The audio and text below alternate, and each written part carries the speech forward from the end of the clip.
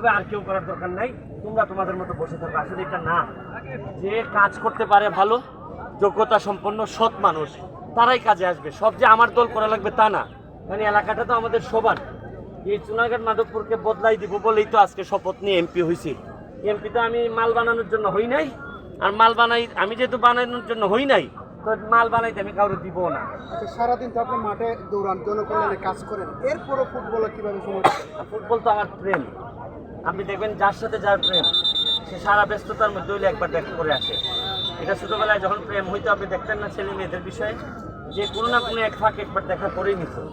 আমার তো প্রেম ফুটবলের সাথে, কোনো না কোনো একটা ফাঁক পাইলেই আমি ফুটবলে ঢুকে যাই। আর আরেকটা জিনিস শুনেন, আমি যখন ঘুষ খাই না, দুর্নীতির টাকা খাই না, তাহলে খাইটা কি?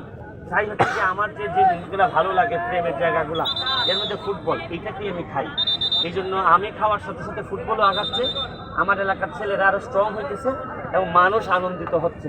এর চেয়ে বেশি আমি কি করতে পারি? আচ্ছা, একটা বিষয় না, এখন বক্তব্য দেখছি আপনাকে ভালোবেসে একটা গরু উপহার দিয়েছে, এই বিষয়ে ভালোবাসা বাংলাদেশে তো সবসময় বলছি, আপনার মানুষের ভালোবাসা যদি অর্জন করতে পারে, আপনাকে সারা পৃথিবী সহযোগিতা করে, এটাই বাংলাদেশের নিয়ম। আবার যদি আপনাকে মানুষ ঘৃণা করে, অযথা আপনার ক্ষতি করবে, আপনাকে ডিস্টার্ব করবে। তো এই ভালোবাসার শক্তি নিয়েই তো আপনারা জানেন যে কত বড় নির্বাচনটা আমি পার হয়ে আসছি। এই ধরনের যারা ভালোবাসেন তারাই আজকে হয়তো গরু নিয়ে আসছেন। মানে ভালোবাসার এটা একটা, আপনি বলতে পারেন যে ভালোবাসার এক্সপ্রেশনটা হচ্ছে কি, কেউ গরু দিচ্ছেন, কেউ বিভিন্নভাবে, এইভাবেই তো আসলে আমরা সবাই মিলে। যাওয়ার আগে ভাই গরুটা যে দিছে, না, সে এত বড় গরু দিছে যে এরকম গরু দিতে আসলেই কলিজা লাগে।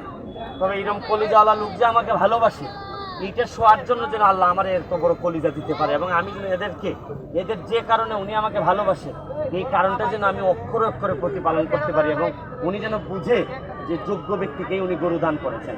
থ্যাংক ইউ, ধন্যবাদ।